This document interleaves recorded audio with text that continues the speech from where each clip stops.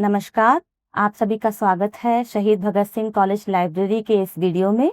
इसमें हम आपको जानकारी देंगे कि लाइब्रेरी के OPAC online public access catalogue को ऑनलाइन कैसे एक्सेस करना है, इसके टीचर्स और स्टूडेंट्स के लिए क्या-क्या फीचर्स उपलब्ध हैं और हम इसको कैसे उपयोग में ला सकते हैं। सबसे पहले मैं आपको जानकारी देना चाहूँगी कि वेब ओपैक होता क्या है। वेब ओपैक एक इंटरनेट बेस्ड सिस्टम है जिसमें हम किसी भी लाइब्रेरी के जो कलेक्शन है, जैसे कितनी बुक्स अवेलेबल हैं या फिर कितने जर्नल्स हैं या फिर जो भी इलेक्ट्रॉनिक रिसोर्सेज हैं, उनकी जानकारी हम ऑनलाइन प्राप्त कर सकते हैं।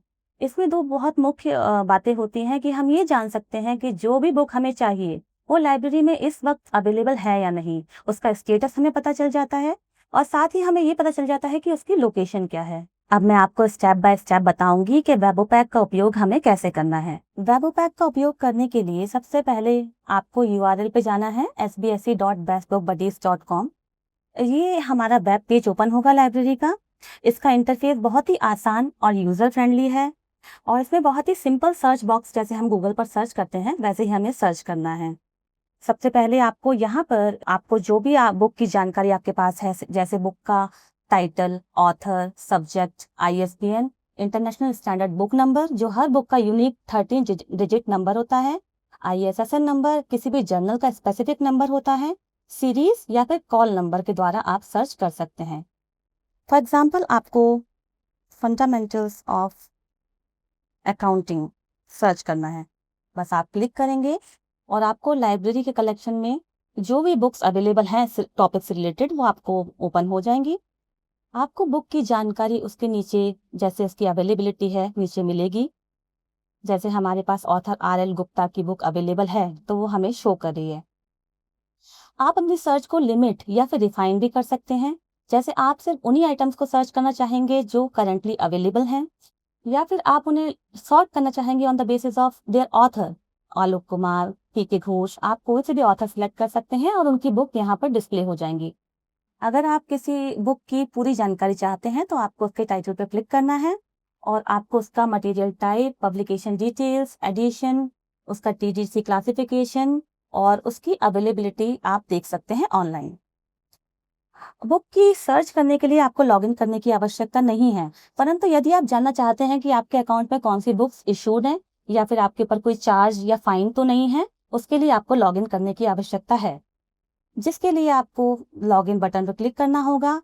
आपको लॉगिन क्रेडेंशियल्स लाइब्रेरी से प्राप्त हो जाएंगे और आप अपना यूजर नेम और पासवर्ड डालकर लॉगिन कर सकते हैं। लॉगिन करने के बाद आपको जो इंटरफेस दिखेगा उसमें आपके अकाउंट की समरी, आपके नाम पर कौन सी बुक इशूड है, आपके ऊपर कोई लेट फाइन या चार्जेस तो नहीं है, वो आपको दिख जाएंगे। आपकी पर्सनल डिटेल्स आपको डिस्प्ले होंगी, जिसमें अगर आप कोई चेंजेस कराना चाहते हैं तो आप अपडेट रिक्वेस्ट दे सकते हैं और वो लाइब्रेरी एडमिनिस्ट्रेटर को पहुंच जाएंगी। इसके साथ ही अगर आप किसी अपनी पसंदीदा बुक पर टैग देना चाहते हैं कि आपको ये बुक इसलिए यूजफुल लगती है, तो वो टैग्स आप प्लेस कर सकते हैं। आप अपने अकाउंट का पासवर्ड चेंज कर सकते हैं। अपनी सर्च हिस्ट्री आप देख सकते हैं कि आपने पिछले कुछ दिनों में कौन सी बुक सर्च की हैं। आप अपनी चेकआउट हिस्ट्री देख सकते हैं कि लास्ट 50 आइटम्स आपने कौन से चेकआउट किए थे, कौन से इशू कराए थे। इसके साथ ही एक बहुत इंपॉर्टेंट फीचर है आपके परचेज सजेशन। यदि आप चाहते हैं कि लाइब्रेरी में आपके लिए कोई नई पुस्तक मंगाई जाए तो आप अपनी तरफ से एक परचेज सजेशन भी दे सकते हैं, जिसमें आप जो भी जानकारी बुक की आपके पास है लिख देंगे और सबमिट करेंगे सजेशन, वो रिक्वेस्ट लाइब्रेरियन के पास पहुंच जाएगी।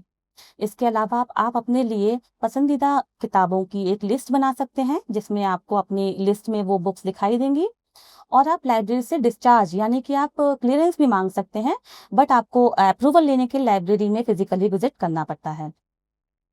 तो ये सारी सुविधाएं आपको लाइब्रेरी के अकाउंट में वेब ओपैक में लॉगिन करने के बाद मिलती हैं।